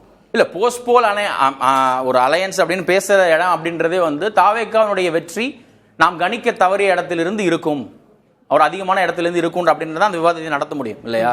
போஸ்ட் போல் அலையன்ஸ் தான் ரெண்டு அலையன்ஸ் இருக்கு. நான் ஸ்ட்ரைட்டா இப்படி வந்துடுறேன் திரு விவேக். என்னன்னா தாவேக தலைவர் திரு விஜய் இப்போ 234 தொகுதியிலையும் வேட்பாளர் போட்டு தனியாக களம் கண்டு இப்போ ஓரளவுக்கு அவங்க மெம்பர்ஸ் வாங்குறாங்கன்னு வைங்களேன். ஓரளவுக்கு யார் ஆட்சி அமைக்க போறா அப்படின்ற தீர்மானம் எடுக்கக்கூடிய இடத்துல ஒருவேளை கிங் மேக்கரா விஜய் இருக்கிறாரு அப்படின்ற பட்சம் 30 தொகுதி அவர் வாங்கியிருக்கிறாரு. இந்த பக்கம் 2 பேருக்குமே மெஜாரிட்டி இல்லை அப்படின்ற அடிப்படையில் அவரு என்டிஏ கூட்டணிக்கு போவதற்கான வாய்ப்பு அதிகம் இருக்கிறது. அதெல்லாம் காம்ப்ரமைஸ் பண்ணிடுவாங்க. பாஜக கொள்கை எதிரி போக வேண்டாம் அப்படிலாம் நினைக்க மாட்டாங்க. இன்னும் பிற இதர கட்சிகள் அப்படின்னு சொல்லி அதையெல்லாம் அவங்க மைண்ட் பண்ண மாட்டாங்க. He will go back to NDA அப்படின்றார். அப்படி நடப்பதற்கான வாய்ப்பு இருக்கான்னு நான் இல்ல. அப்படி நடக்கணும்னா அதிமுக ஒரு ஃபர்மிடபிள் சக்தியா முதல்ல மேல எழுந்து வரணும். அப்ப அதுக்கு சாத்தியம் இருக்கா நம்ம பார்க்கணும் இல்லையா. அதிமுக வந்துட்டு ஒரு வலிமையான 70 80 இடங்கள் 90 இடங்கள். முன்னாடி தாவேகா அதிமுக பேச்சுவார்த்தை நடக்கவே இல்லையா? அதற்கும் தேர்தல் முடிவுகளுக்கு என்ன சம்பந்தம்? பேச்சுவார்த்தை நடந்தது அபிஷியலா திமுகவோட தாவேகா போக மாட்டாங்க. அது ரொம்ப எவிடென்ட் இல்லையா? இல்ல நான் என்ன கேக்குறேன்னா திமுக எதிர்ப்புன்றதா இல்ல திரு நான் கேள்வி உள்வாங்கிக்கோங்க. திமுக எதிர்ப்புன்றதான் தாவேகாவோட நிலைப்பாட்டு. திமுகவை ஆட்சி பொறுப்புல இருந்து அகற்றணும். இந்த தேர்தலை திமுகவுக்கும் தாவேகாவுக்கும் ஆனதான் முடிஞ்சிச்சு. அதனால ஆப்வியஸ்லி திமுகவை எதிர்க்க போறாங்க. அதுக்காக அதிமுக பாஜக கூட்டணியோடு போவதற்கான வாய்ப்பு இருந்தா போவாரா மாட்டாரா விஜய்? இல்ல இது என்னன்னா திருப்பி வந்து அங்க பாசிபிலிட்டின்னு ஒண்ணு இருக்குல்ல. இப்ப சென்னை, செங்கல்பட்டு, காஞ்சிபுரம், திருவள்ளூரில் 37 இடங்கள் இருக்கு. இந்த 37 இடங்கள்ல அதிமுக கூட்டணியோட பிரசன்ஸ் நம்ம எங்க பார்த்தோம்? இல்ல இல்லையா. டெல்டால இப்ப தஞ்சை, திருச்சி, புதுக்கோட்டை அங்க போட்டியிடவே இல்லையா? பிரசன்ஸ் வெற்றி பெற அவரங்க வின்னபிலிட்டி இருக்கு. அது நமக்கு தெரிஞ்சு தாவேகா வெற்றி பெற்றாச்சா? தாவேகாக்கு வின்னபிலிட்டி இருக்கா? இல்ல இல்ல சார், வின்னபிலிட்டி நீங்க எங்க இருந்து ப்ரூவ் எந்த கார்ப்பரேஷன் எலெக்ஷன் வந்து ப்ரூவ் பண்றீங்க? இல்ல அவரு என்ன தாவேகாவோட வின்னபிலிட்டியை எந்த கார்ப்பரேஷன் எலெக்ஷன் வந்து ப்ரூவ் பண்றீங்க? இப்ப திமுகவோட இந்த தேர்தலோட வின்னபிலிட்டியை எந்த தேர்தல்ல நீங்க ப்ரூவ் பண்ணீங்க சார்? அவர் ஏற்கனவே வெற்றி பெற்றது ட்ராக் ரெக்கார்ட். அதிமுகவுக்கு வின்னபிலிட்டி 37 கான்ஸ்டிட்யூன்சில இல்லன்றது எப்படி நீங்க ப்ரூவ் பண்ணுவீங்க? வாக்கு வங்கிகள் வந்து சாஸ்வதமானதுன்னா நீங்க வந்து தேர்தலே தேவை கிடையாது. நிரூபிக்கப்பட்ட வாக்கு வங்கிகள் வந்து சாஸ்வதம்னு வச்சுக்கோங்க. தேர்தலே தேவை கிடையாது. இவங்களுக்கு இவ்வளவு வாக்கு வங்கி இருக்கு, இவ்வளவு சீட், தாவேகா 30 நிரூபிக்கப்பட்ட வாக்குகளை ஜெயிக்கணும் நீங்க எப்படி சொல்றீங்க? தாவேகாக்கு எங்க சாஸ்வதம் இருக்கு? தாவேகாக்கு எங்க இருக்கு சாஸ்வதம்? யாருக்கு எந்த சாஸ்வதமும் கிடையாது. தேர்தல் முடிவுகள் வரும்போது நீங்க சொல்றீங்க புதிய சக்தியாக யார் அப்புறம் எப்படி சொல்றீங்க? அதிமுகவுக்கு வின்னபிலிட்டி இல்லன்னு எப்படி சொல்றீங்க? ஒரு நொடி இங்க பாருங்க, எல்லாரும் அவங்களுடைய பார்வையை முன்வைக்கிறோம், அவ்வளவுதான். இதுல ரொம்ப நீங்க ஃபைட் பண்றதுக்கு ஒண்ணு இல்ல. நான் என்ன கேக்குறேன்னா விஜய் ஒருவேளை இந்த மாதிரி பிஜேபி ஏடிஎம்கேவோட போறதுக்கான வாய்ப்பு இருக்கா, கிங் மேக்கர் ஆகிறதுக்கான வாய்ப்பு, நீங்க என்ன சொல்றீங்க? அவ்வளவுலாம் தேவையில்ல, அவரே ஆட்சி அமைக்கிறதுக்கான வாய்ப்பு இருக்குன்னு சொல்றீங்க. இங்க 2 பாசிபிலிட்டி தான் இருக்கு, சரியா? இப்ப இந்த வந்து என்னன்னா ஒண்ணு நீங்க சொல்ற மாதிரி வந்துட்டு அதிமுக பாஜக அலையன்ஸ் அப்படின்ற ஒண்ணு ஆதரிக்கக்கூடிய சூழ்நிலைக்கு யாராவது ஒருத்தர் தள்ளப்படணும்னா அவர்கள் வந்து அந்த அளவுக்கு இடம் வெற்றி பெறணும், அந்த அளவுக்கு இடம் வெற்றி பெறணும். நமக்கு வந்து களம் வந்து தெரியுது. ஏடிஎம்கே பிஜேபி அவ்வளவு வராதுன்றீங்க? நிச்சயமா வராது, ஒருபோதும் வராது. பாஜக வந்து விஜய் ரெண்டுல ஏதாவது ஒரு ஸ்டாண்ட் எடுக்கணும். சார் வந்து என்ன சொல்றாரு, ஒண்ணு திமுகவே 140 இடங்களுக்கு மேல ஜெயிக்கின்றாரு. போன முறையே நடக்கல இது வந்து, சரியா? 140 இடங்களுக்கு மேல ஜெயிச்சிட்டா போஸ்ட்போல் அலையன்ஸ்ன்றத பத்தி சார் கவலைப்படவே தேவை கிடையாது. அப்படி இல்லன்னா அதிமுக பாஜக 80-90 இடங்கள் 100 இடங்கள் ஜெயிக்கும் சார் சொல்றாரா? அதுக்கு பதில் வேணும்ல. இல்லங்க, 100 இடங்கள் அதிமுக ஜெயிக்கும். முதலமைச்சர் எடப்பாடி துணை முதலமைச்சர் இல்லங்க, அப்படினா இதுதான் வரும். இல்லங்க 100 இடங்கள் அதிமுக பாஜக கூட ஜெயிக்க போகுதுன்னு சார் சொல்றாரா? இல்ல, அதுக்குமே அவங்க நிறைய வின் பண்ணணும்ல, ஒரு 80-90 இடங்களுக்கு மேல வரணும் இல்ல? அப்படி அவங்க 80-90 இடங்கள் மேல வாங்குறதுன்னா திமுக கூட்டணி எப்படி ஸ்வீப் அடிக்கும் அப்படின்னு கேக்குறாரு அவர். ஏதாவது ஒரு ஸ்டாண்ட்ல நில்லுங்க. கரெக்ட். நான் அப்படி சொல்லல, நம்ம பாசிபிலிட்டிஸ் தான் பேசுறோம். அதுதான் சொல்றேன், அந்த பாசிபிலிட்டி இடம் கிடையாது இப்போ, இல்லையா? அததான் நான் சொல்ல வரேன். நான் சொல்றது வந்து ஆட்சி அமைக்கிறதுக்கான பாசிபிலிட்டிக்காக நாங்க பேசல. Postpoll alliance to parliament elections, postpoll alliance to next elections. Congress தாவேகா கூட வந்துரும் சார் தான் சொல்றாரு. தாவேகா பாஜகவோட ப்ராடக்ட்னு சார் தான் சொல்றாரு. இது என்ன அரசியல்? இது அதுதான் காங்கிரஸ் வந்து தாவேகாவோட போயிடுனா எப்படி பாஜகவோட ப்ராடக்ட் தாவேகா இருக்கும்? ராகுல் காந்தி நீங்க எதிர்க்கிறீங்க. அவங்களுக்கு லவ் இருக்கு, காங்கிரஸ்க்கு லவ் இருக்கு. பாக்கி கிட்டத்தட்ட 4-5 டெக்கேட்ஸா நீங்க வந்திருக்கிற தேர்தல்கள் எல்லாத்தையுமே ரொம்ப நுணுக்கமாக அலசி ஆராய்ந்தவர் அப்படின்ற அடிப்படையில் கேட்கிறேன். இந்த தேர்தல் முடிவுகளை நம்ம தமிழ்நாடு அப்படின்னு ஒரு ஜியோகிராபிக்கலா பார்த்தோம்னா வடக்கு, தெற்கு மண்டலம், டெல்டா, மத்தி, மேற்கு, இப்படி மண்டல வாரியாக பிரித்தோமையானால் முடிவுகள் எப்படி இருக்கும் அப்படின்னு நீங்க பாக்குறீங்க? பெரிய கட்சிகள், நான் பேரை சொல்லலை, அதுக்கப்புறம் சொல்றேன். பெரிய கட்சிகளுக்கு அறுதி பெரும்பான்மை கிடைப்பதற்கான வாய்ப்புகள் இருக்காதுன்னு நான் நம்புறேன். அதற்கு பிறகு பெரிய கட்சிகள் நான் வரேன், அதிமுக திமுக 2 கட்சிகளுக்கு தான். ஏன்னா 2 கட்சிகளுமே நீண்ட காலமாக கிட்டத்தட்ட 50-60 வருஷம் தங்களுடைய ஸ்ட்ரென்த்தை ப்ரூவ் பண்ணியிருக்கு. இன்னும் சொல்ல போனா திமுக மகத்தான வெற்றி பெற்ற காலங்களில் கூட எதிர்கட்சியாக இருந்த அதிமுக கணிசமான பர்சன்டேஜ் ஆஃப் வாக்கு சதவீதம் பெற்றிருக்கிறது. கணிசமான இடங்கள்ல கம்ஃபர்டபுளா வெற்றி பெற்றிருக்கு. வெற்றி வாய்ப்பு இழந்தது கூட லோ மார்ஜின், அந்த மாதிரி இதே அளவுதான் திமுகவுக்கு இருந்திருக்கு. திமுக வெற்றி பெற்ற காலங்களிலே அப்படிதான் இருந்திருக்கு. 89 ஆகட்டும், 2006 ஆகட்டும், மற்றது. ஸோ இது 2 தான் மேஜர் பார்ட்டி. இது இன்னமும் நீடிக்குதுன்னு நான் ஏன் நம்புறேன்னா 2021 ஜெயலலிதா அம்மையார் இல்ல, கலைஞர் கருணாநிதி இல்ல, அந்த சூழல்ல கூட 2 கட்சியுமே கம்ஃபர்டபுளான பர்சன்டேஜ் பெற்றிருக்கு. அதை மறந்துருக்கணும். வாக்கு சதவீதத்துல 2 பேருக்கு வித்தியாசம்னா 3%, சில பேர் 5 பேர்ன்றாங்க. எதுவா இருந்தாலும் பெரிய அளவு வித்தியாசம் இல்லை. ஸோ அதே நிலைப்பாட்டை தான் இன்னமும் கடைபிடிப்பாங்க. ஏன்னா தெரிஞ்சவங்க, ஏற்கனவே நோன் பார்ட்டிஸ், மக்களுக்கு நன்கு அறிமுகமானது. விஜய் அறிமுகமாகலை அப்படிங்கிறது மட்டுமல்ல, ஒரு இது இருக்கு. கடந்த பல காலமாக அவருக்கு உண்டான வரவேற்புக்கு காரணம் எப்பவுமே புது மாப்பிள்ளைக்கு ஒரு மரியாதை இருக்கும்ல, வரவேற்பு இருக்கும்ல, அந்த மாதிரி தான். ஏற்கனவே 2 மாப்பிள்ளை, ஒரு மாப்பிள்ளை திமுக, இன்னொரு மாப்பிள்ளை அதிமுக, 3வது மாப்பிள்ளை தாவேகா. புதுசா ஒரு மாப்பிள்ளை வந்தனா அவருக்கு உண்டான உபசரிப்பு இருக்குமே, அதுதான். அது புதுசா வந்த உபசரிப்பு மாதிரி தெரியல. இப்ப பல காலமா அவருடைய படங்கள் பார்த்திருக்காங்க, ஏற்கனவே அவரை ரொம்ப அக்செப்ட் பண்ணிக்கிறாங்க, அதுதான் ஓட்டா கன்வெர்ட் ஆகுது அப்படின்றதான இப்ப பார்வையா இருக்கு. நீங்க சொன்ன மாதிரி பல காலமாக படங்களை பார்த்திருக்காங்க, ஏற்கனவே அக்செப்ட் பண்ணிக்கிறாங்க, அதுதான் வாக்கா கன்வெர்ட் பண்ணுது. இதே ஜெயலலிதாவுக்கும் பொருந்தும், விஜயகாந்துக்கு பொருந்தும், எம்ஜிஆருக்கு பொருந்தும். நீங்க சொன்ன அந்த ஃபார்முலா. சரி, எனக்கு நீங்க ஜியோகிராபிக்கலா வந்துருங்களேன். வடக்கு மண்டலத்துல எப்படி இருக்கும், யாருக்கு ஹேண்ட் அதிகமா இருக்கும்? அதே போல டெல்டா, மேற்கு, மத்தி, தெற்கு அப்படின்னு பாத்தீங்கன்னா தேர்தல் முடிவுகள் எப்படி இருக்கும்? மேற்குல அதிமுகவுக்கு பிற வாய்ப்புகள்ல பிரகாசமாக இருப்பது எப்போதும் போல. டெல்டாவில் ஆமா எப்போதும் போல டெல்டாவில் கணிசமாக இருக்கும். ஏன்னா விவசாயிகள் பொறுத்தவரையில் நம்ம கருத்து கணிப்பு மற்ற நிகழ்வுகளை அடிப்படையில் சொல்றேன், விவசாயிகள் பல சங்கங்கள் திமுக மீது வருத்தமாகவும் வேதையும் கோபமாகவும் இருக்கிறார்கள். அந்த பலன்லாம் நிச்சயமா டெல்டா எப்பவுமே திமுக கோட்டை அப்படின்னு சொல்லுவாங்க இல்லையா? டெல்டா ஆமா இந்த வாட்டி அடி வாங்குன்றீங்களா? இந்த முறை சொல்றேன், விவசாயிகள்லாம் சென்ற முறை விவசாயிகள் திமுக ஆதரவா இருந்தாங்க, இப்ப இல்ல, கோபமா இருக்காங்க. அதெல்லாம் அந்த பலன் யாருக்கு போகணும்? விவசாயியை தலைவராக கொண்டு அண்ணா திமுக போகும். 2 வடக்க பொறுத்தவரை சொல்ல முடியல. சென்னை நிச்சயமாக திமுகவுக்கு பிரகாசம் தான் நான் ஃபீல் பண்றேன். ஏன்னா அது ஆண்டாண்டு காலமாக எம்ஜிஆர் இருந்த காலம். சென்னையில தான் டிவிகே டாமினேஷன் ரொம்ப இருக்கு அப்படின்னு சொல்றாங்க.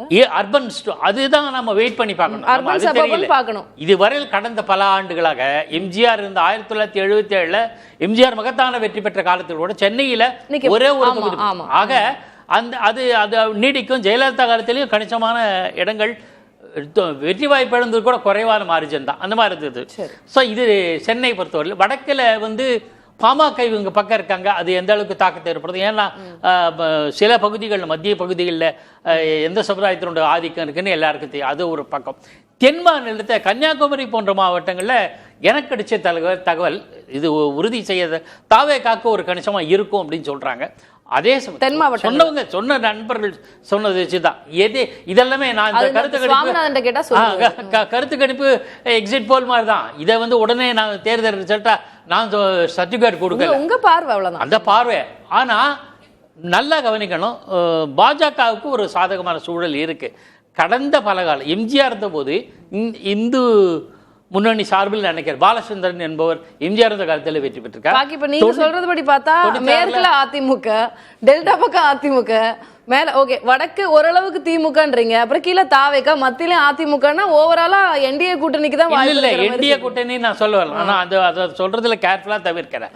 என்டிஏ கூட்டணி, இபிஏ கூட்டணி, யூபிஏ கூட்டணி சொல்லல. திமுகவுக்கு கணிசமான இடங்கள் இருக்கு, திருச்சி எல்லாம் அவங்கதான்.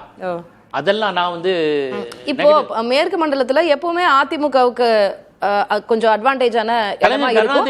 இந்த முறை அப்படிதான் இருக்கிறதா இல்ல செந்தில் பாலாஜி போயிருக்கிறாரு கொஞ்சம் அங்க மாறுவதற்கான வாய்ப்பு? தென் மாவட்டத்தை பத்தி நான் முழுமையா சொல்ல வரல. ஒரு சில இடங்கள்ல மட்டும் தான் சொன்னேனே தவிர, வேலாயுதம் என்பவர் பிஜேபி எந்த கூட்டணி இல்லாம ஒரு சீட்டு வென்றார். அதுக்காக வந்து பிஜேபி மகத்தான அப்படி சொல்ல முடியாது. இப்ப காந்தி கூட கடந்த முறை எந்த ஆதரவும் இல்லாம அவரே எந்த விதமான பிரச்சார செலவு கூட இல்லாம வெற்றி பெற்றார். ஸோ இது 1-2 வச்சு நான் தனிமரம் தோப்புன்னு சொல்ல விரும்பலை. ஆனால் தெற்கே ஒரு குறிப்பிட்ட சமுதாயத்தை வாக்குகளை பிரிப்பதற்காக சசிகலா அம்மையார் இருக்காங்க. அவங்க யாரை பாதிக்கும்? அமமுக பாதிக்குமா அப்படிங்கிற. அப்போ அமமுக பாதிக்கும்னு நான் சொன்னேன்னா என்டிஏக்கு வாய்ப்பு குறைவுன்னு தானே அர்த்தம். நீங்கள் அப்படி இன்டர்பிரேஷன் பண்ண முடியாது. இதெல்லாத்தையும் விட முக்கியமானது என்ன சொன்னேன்னா, மற்ற இடங்களுக்கு கைப்பற்றுகிற கட்சிகள் யார் அணியில் போவாங்க, ரீஜன் வைஸ் மட்டும், ஜியோகிராஃபிக்கலாக மட்டுமல்ல, மற்ற சூழல், அரசியல் சூழல் எப்படி போவாங்க, அதை நம்ம பொறுத்து பார்க்கல. நாளைக்கு மதியம் தெரிஞ்சு போயிடும். நம்ம அது குறித்தும் பேசியிருக்கோம். அதுதான் இன்னும் கொஞ்சம் ஹீட்டடான டாப்பிக்காக இருக்க போகுது அப்படின்னு நான் நினைக்கிறேன். திரு சுவாமிநாதன், நம்ம மண்டல வாரியாக எடுத்துட்டோம்னா திரு பாக்கி அவர்கள் ஆல்மோஸ்ட் அவர் ஏடிஎம்கேக்கு எட்ஜ் கொடுத்த மாதிரி தெரிஞ்சுது. ஆனால் இல்லை, அது என்னோட பார்வை அப்படின்னாரு. நீங்கள் ஒரு வடக்கு மண்டலம், மத்தி, டெல்டா அப்படின்னு பார்த்தீங்கன்னா எந்த பக்கம் முடிவுகள் எப்படி இருக்கும்? முதல்ல இந்த தேர்தல் வந்து கடந்த கால தேர்தல்களில் வந்து நம்ம மண்டல ரீதியாக பிரித்து இந்த கட்சி வலுவா இருக்கு, இந்த கட்சி கொஞ்சம் பலவீனமா அப்படி பண்ண முடியாது. இந்த தேர்தலில் மைய பொருள் என்னன்னா விஜய் தான். நீங்க கிட்டத்தட்ட என்ன நடந்துருச்சுன்னா, நீங்க தென் மாவட்டங்களா இருக்கலாம், எல்லாத்துக்குமே இது பொருந்தும். நான் ஒரு உதாரணத்துக்கு தென் மாவட்டங்கள் சொல்றேன் மேடம். சந்தோஷமா இருக்காரு விவேக். தென் மாவட்டங்கள் வந்து உங்களுக்கு அதுக்கு முன்பு என்னன்னா, இந்த விஜய்ங்கிற சக்தி என்ன பண்ணியிருக்குன்னா மேடம், திமுக வெர்சஸ் அண்ணா திமுக அல்லது திமுக எதிர் பாஜக அப்படிங்கிற பல வடிவங்கள் நம்ம இதற்கு முன்பு பேசியிருப்போம். இந்த எல்லா வடிவமும் நம்மை போன்றவர்கள், பத்திரிகையாளர்கள், அரசியல் தளத்தில் இயங்கக்கூடியவர்கள், அரசியல் விமர்சகர்கள், பார்வையாளர்கள், இவங்க தளத்தில் தான் இருந்துச்சு. மக்கள் மன்றத்தில் ரொம்ப குறிப்பாக விஜய் ரசிகர்கள் மனநிலையில் விஜய் வெர்சஸ் அதர்ஸ் தான் இந்த தேர்தல். அவங்க எத்தனை கட்சிகள் எத்தனை அணிகள் நின்னாலும் விஜய் பக்கமாக வாக்களித்திருக்காங்க. அதனால தான் நம்ம சாலைகளில் போறப்ப விஜய்க்கு போட்டோம்னு சொல்றவங்கள அதிகமான எண்ணிக்கையிலையும் பார்க்க முடியுது. அதுதான் இந்த முறை எந்த மண்டலமா இருந்தாலும், நீங்க தென் மண்டலமா இருந்தாலும் சரி, வடக்கு மண்டலமா இருந்தாலும் சரி, சென்னை மண்டலமா இருந்தாலும் சரி, அங்க பேசுபொருள் அல்லது மையப்பொருள்ங்கிறதுல விஜய் இருக்கார். நான் அதை நுட்பமா எப்படி பார்க்குறேன்னா, 2 கூறுகளில் பார்க்குறேன்.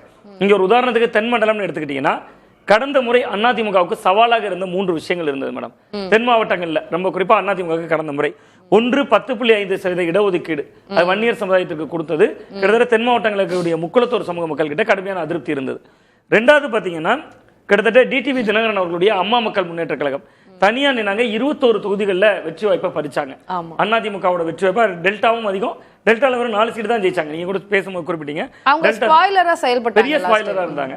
அப்ப 21 தொகுதிகளில் அதிமுகவோட வெற்றி வாய்ப்பை பறித்திருந்தாங்க. இந்த முறை தென் மாவட்டத்தில் நீங்க ரொம்ப குறிப்பா 10.5 தாக்கம் இப்ப இல்ல. ஒரு நல்லது பண்ணாலும் கெட்டது பண்ணாலும் ஒரு தேர்தலுக்கு தான். அதுக்கு போன தேர்தலில் அதனால எவ்வளவு மேக்சிமம் டேமேஜ் பண்ண முடியுமோ அதை பண்ணி விட்டது. ஸோ அப்போ அது இல்லை, இந்த முறை இல்லை. ரெண்டாவது அமமுக இந்த அலையன்ஸ்குள்ள இருக்காங்க. இப்போ இன்னொரு கேள்வி கூட வரலாம், சசிகலா அவங்க தனியாக தானே நிற்கிறாங்க.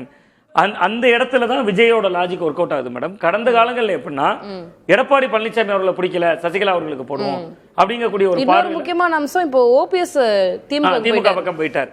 இப்ப நீங்க முன்னாடி கடந்த தேர்தல்கள் வரைக்கும் எடப்பாடியோட அணுகுமுறை பிடிக்கல அல்லது திமுக இந்த விஷயம் பிடிக்கலன்னு அதிமுக போடுவோம், அல்லது அதிமுகவோட இது பிடிக்கல திமுக போடுவோம்னு போடுறவங்களா இருக்கலாம், எடப்பாடியோட அணுகுமுறை பிடிக்கலன்னு டிடிவி தினகரன் அவர்களுக்கு போட்டவங்களா இருக்கலாம்.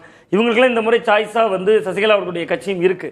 பட் என்ன ஆயிருச்சுன்னா திமுகவை பிடிக்கலன்னு அதிமுகவுக்கு போடும்போது அது அதிமுகவுக்கு வெற்றி வாய்ப்பா மாறுது, அதிமுகவை பிடிக்கலன்னு போடும்போது திமுக போடும்போது திமுக வெற்றி வாய்ப்பா மாறுது. இந்த முறை விஜய்ங்கிற ஒரு புதிய சக்தி இருக்கிறப்ப நீங்க எத்தனை சின்ன சின்ன கட்சிகள் 4 முனை 5 முனை போட்டிகள் இருந்தாலும் அந்த சக்திகள் எல்லாம் விஜய் பக்கம் வருது. அதனாலதான் நான் என்ன சொல்றேன்னா, நான் முதல்ல இருந்து என்னுடைய கணிப்பு என்னன்னா, இப்ப ஆப்ஷன் கொஞ்சம் வைட் ஆயிருச்சு. ரெண்டுமே பிடிக்கலையா, சரி இங்க நியூட்ரலா நமக்கு ஒரு ஃபேஸ் இருக்கு, பேக்லாக் இல்லாத ஒரு ஃபேஸ் இருக்கு, அங்க போட்டுருவோம் போடுறதுனால விஜய் தன்னோட வலிமை கூடுது. ஆனா அது வெற்றிக்கான இலக்கை நோக்கி தொடாது. அதே நேரத்தில் திமுக போட்டியை கூர்மையாக்குது அப்படின்னு நான் பாக்குறேன். அதில் நண்பர் விவேக் அவர்கள் மாறுபடலாம். நான் அதை மட்டும் ஒரு நுட்பமான ஒரு இடம் சொல்லலாம்னு விரும்புறேன் மேடம். விஜயினுடைய செல்வாக்கு இப்ப நீங்க ஒரு தொகுதி, ஒரு நாகர்கோவில் தொகுதி, கன்னியாகுமரி தொகுதி, ஏதோ ஒரு தொகுதி, திருநெல்வேலி, மதுரைன்னு ஏதோ ஒரு தொகுதி, அந்த தொகுதியில விஜய் என்ப நபருடைய செல்வாக்கு எவ்வளவா இருக்கும்னா ஒரு 40,000 50,000 மக்கள் வரையும் செல்வாக்கு இருக்கலாம். பட் வெற்றி பெறதுக்கு 70,000 வாக்குகள் தேவை, 3 முனை போட்டி கூர்மையா இருக்கிறதுனால. இதே விஜய் அவர்கள் எளிதில் வெற்றி பெறக்கு ஒரு காலம் இருந்தது. அது எந்த சூழல்னா 4வது முனை போட்டியிருக்கல சீமான், அவரும் பெரிய தாக்கத்தை ஏற்படுத்தி அவரால் ஒரு 40,000 ஓட்டு பிரிக்க முடியும்னா விஜயால ஜெயித்திருக்க முடியும். விஜய் கட்சி வேட்பாளர்களால் ஜெயிக்க முடியும். விஜய் ஜெயிப்பார். விஜய் கட்சியினுடைய வேட்பாளர்கள் எப்ப ஜெயிப்பாங்கன்னா விஜய் அவர்களுடைய செல்வாக்கு ஒவ்வொரு ஊர்லயும் பூத்துக்கு ஒரு 200 ஓட்டு 150 ஓட்டு, நான் கூடுதலாக கூட சொல்லலாம். நீங்க பூத்துக்கு 100 ஓட்டு வாங்கினாலே 75,000 பூத்துல 75 லட்சம் ஓட்டு ஆகுது. அவர் 1 கோடி ஓட்டு கடக்கதான் போகிறார். பட் அப்படி கடக்கிறதுனாலதான் திமுக போட்டி கூர்மையா மாறுது. சவுத்துல பொறுத்த வரைக்கும் சரிபாதியாக பிரிப்பாங்க. கடந்த முறை அதிமுக ரொம்ப பலவீனமாக இருந்தது. இன்னொன்று பாகிஸ்தான் பேசுகிற பொழுது கூட ஒரு விஷயம் குறிப்பிட்டாங்க, தாவேகா சவுத்துல நல்லா இருக்கு அப்படின்னாங்க. அது எங்க நல்லா இருக்கு அப்படிங்கிற ஒரு இடம் முக்கியமானது. நான் சொன்னேன், அது பாஜக ஓட்டையும் வாங்கிட்டாங்க, திமுக ஓட்டையும் வாங்கிட்டாங்க. நீங்க கோர் பிஜேபி ஓட்டு நமக்கு தெரியும். நீங்க கடந்த 19, 21, 24 3 தேர்தல்களா திமுக வெற்றிக்கான அடித்தளம்ங்கிறது பாஜக எதிர்ப்பு. இந்த தேர்தலில் பாஜக ஓட்டையை ஒருத்தர் வாங்குறாரு, திமுக ஓட்டையை வாங்குறாரு. எவ்வளவு வாங்குறாருன்றதா, எந்த சைடு எவ்வளவு எடுத்திருக்காருன்றதா இப்போ அதை பொறுத்துதான் 500,000 ஓட்டுகள்ல தான் மேடம் வெற்றி தோல்வி இருக்கும். அது என்ன செய்யணும், தாவேக்காவை ரொம்ப பக்கத்துல வரையும் கொண்டு வரும். பட் திமுகவை சில 1000 சில 100 வாக்குகள் வித்தியாசத்துல தென் மாவட்டங்களாக இருக்கலாம், எந்த மாவட்டங்கள் இருங்க. ஒரு உதாரணத்துக்கு மேடம், நான் நாளைக்கு ரிசல்ட் வந்தோன்னா கூட இந்த விஷயம் நம்ம பேசலாம். கிள்ளியூர்னு ஒரு சட்டமன்ற தொகுதி இருக்கு, 55,000 வாக்குகள் வித்தியாசத்துல காங்கிரஸ் கட்சி ஜெயிச்சிருக்கு. தமிழ்நாட்டிலேயே மீனவர்கள் அதிகம் இருக்கிற தொகுதி அதான், 68,000 ஓட்டு இருக்கு. முழுக்க அனைவருமே கத்தோலிக்க கிறிஸ்தவர்கள். நாளைக்கு நம்ம தேர்தல் முடிவுலையும் இதை பேசுவோம். கடந்த முறை 55,000 வாக்கள் வித்தியாசத்துல ஜெயிச்ச அந்த தொகுதியில இந்த முறை ஒரு 15,000 ஓட்டு வித்தியாசத்துல தான் காங்கிரஸ் ஜெயிக்குது. 45,000 ஓட்டு எங்க போகுதுன்னா டிவிக்கே போகுது. பட் அது பிஜேபி பெல்ட்ல இருந்து ஒரு 10,000 ஓட்டு எடுக்கலாம். அப்படி எடுக்கும்போது அது 55,000 ஓட்டு அதை பிளே பண்ணும். பட் அதுக்கு வெற்றி வாய்ப்புங்கிறது நீங்க 40,000 வாக்குகள் லீடிங்ல ஏற்கனவே இருந்த இடங்கள்ல சேதம் தான் படுத்தும். 5,000 6,000 வாக்குகள் வித்தியாசத்துல தான் இந்த வாட்டி இருக்கும் முடிவுகள் வர. விக்டரி மார்ஜின்ங்கிறது ரொம்ப குறையும் அப்படின்னு. தென் மாவட்டங்களை பொறுத்தவரை சரிபாதி தான் மேடம் 2 கட்சிகளும் வர வாய்ப்பு இருக்கிறது. டெல்டா பெல்ட்டை பொறுத்த வரைக்கும் டிஎம்கே கொஞ்சம் அப்பர் ஹேண்ட் எடுக்கும். கொங்கு மண்டலத்தை பொறுத்தவரை அங்க போன முறை போன்ற அதிமுக பெரிய எட்ஜ் எல்லாம் இருக்காது. இந்த முறை போன முறை ஸ்வீப் பண்ணாங்க. ஆமா ஸ்வீப் பண்ணாங்க. போன முறை கோயம்புத்தூர்லாம் 10க்கு 10 ஜெயிச்சாங்க. இந்த முறை சூழல் அங்க அப்படி இல்லைன்னு தகவலாக இருக்கு. 5க்கு 5 அல்லது திமுக 6 ஜெயித்தாலும் ஆச்சரியப்படுகிறாங்க. அது செந்தில் பாலாஜி எட்ஜ் இருக்கு. அங்க செந்தில் பாலாஜி அவருடைய வியூகம் அதுக்கு காரணமா சொல்றாங்க. நான் வியூகம் என்று சொல்வது வைட்டமின் ரீதியான விஷயங்களாக இருக்கலாம். எல்லா விஷயங்களும் அவர்கள் அசுர பாய்ச்சல் நிகழ்த்தியிருக்காங்க. அந்த ஓட்டத்துக்கு அதிமுகவில் ஓட முடியலைங்கிறது அங்க களத்தில் கிடைக்கிற தகவலா இருக்கு. சென்னை மண்டலத்தில் திமுகவுக்கு போட்டியே தாவேக்கா தான் பாக்குறேன். சோ இப்படி தாவேக்கா பிரிக்கிற வாக்குகளால திமுக போட்டி கூர்மையா இருக்கு அப்படிங்கறத என்னுடைய யூகமா இருக்கு. யாரு ஜெயிச்சாலும் 10 சீட்டு தான் முன்ன பின்ன இருக்க முடியும். சரி திரு பிரகாஷ், இந்த தேர்தல் முடிவுகள் அப்படின்றது ரொம்ப கிளியரா தெளிவா இருக்க போகுது. 1 குழப்பமா இருக்க போகுது, 2 புதுசா இருக்க போகுது. இந்த 3 ஆப்ஷன்ல எந்த ஆப்ஷனோட நீங்க ஒத்து போவீங்க? அதே மாதிரி எனக்கு ஜியோகிராபிக்கலா மண்டல வாரியா யார் யாருக்கு எங்கெங்க முடிவுகள் எப்படி அமைய போகுது அப்படின்றதும் நீங்க சொல்லணும். 1 தெளிவா இருக்க போகுது, அந்த தெளிவு புதுசா இருக்க போகுது. புதுசா தான் இருக்கு.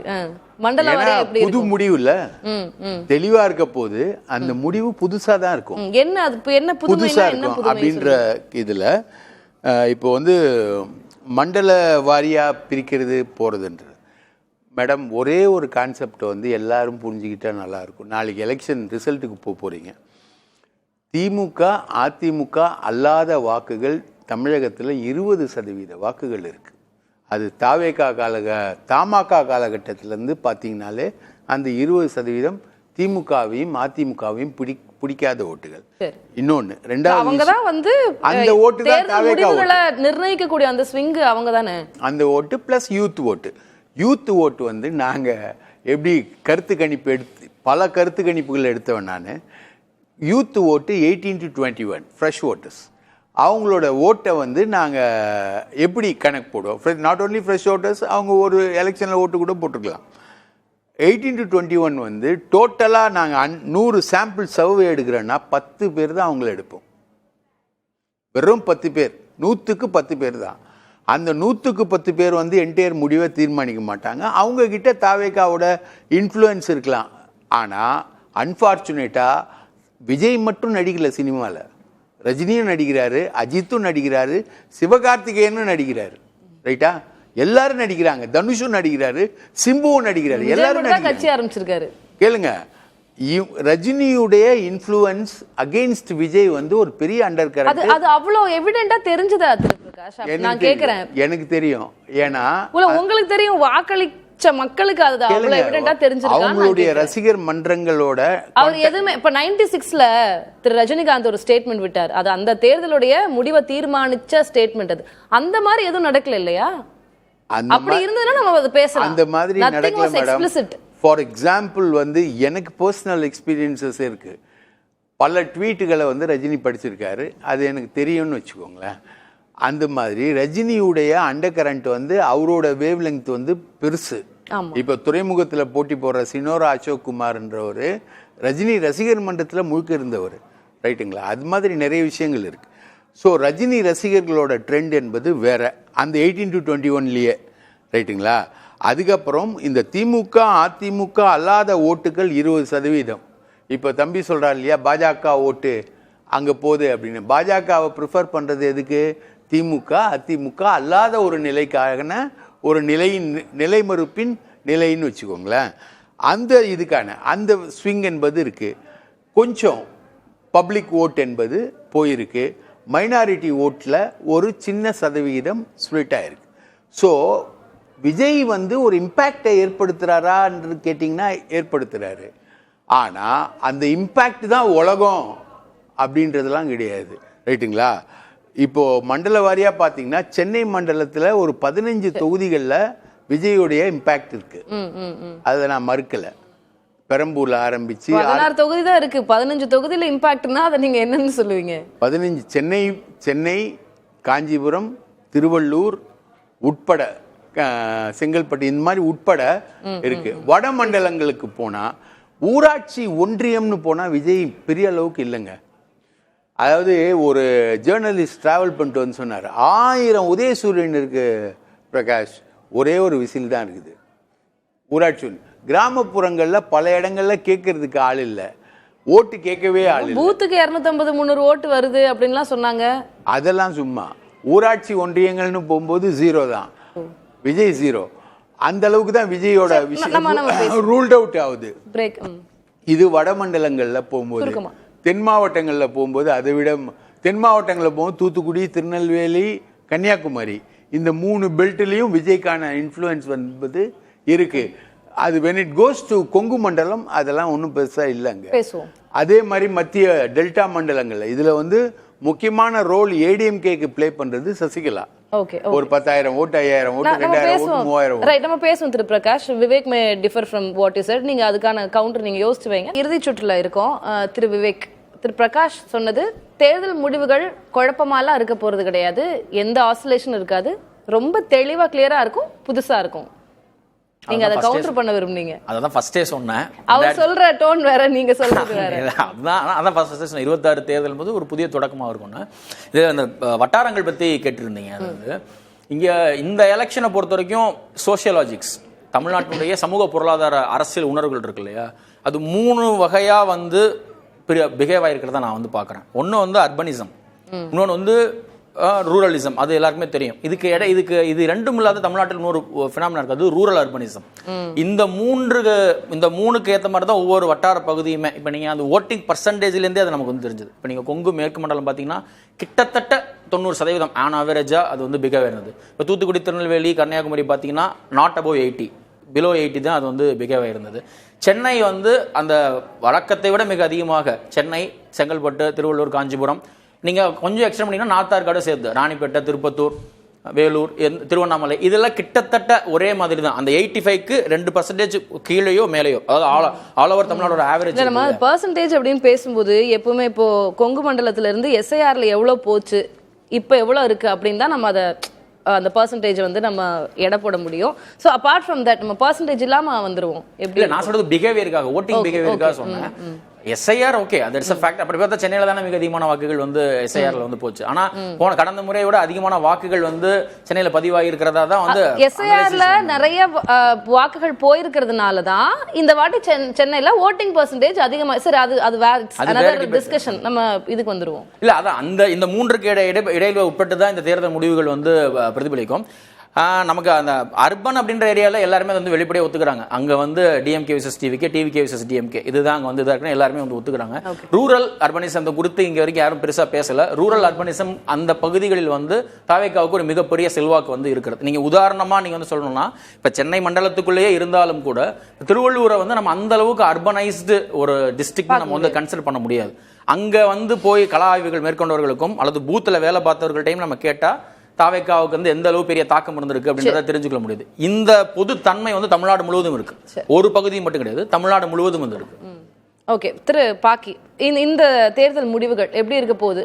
கிளியரா தெளிவா இருக்க போது, குழப்பமா இருக்க போது, புதுசா இருக்க போது, எந்த ஆப்ஷன் போவீங்க? ஜஸ்டிஃபை பண்ணுங்க. புதுசாவும் இருக்க போறதுல, குழப்பமா இருக்க போறதுல தெளிவா தான் இருக்கும்.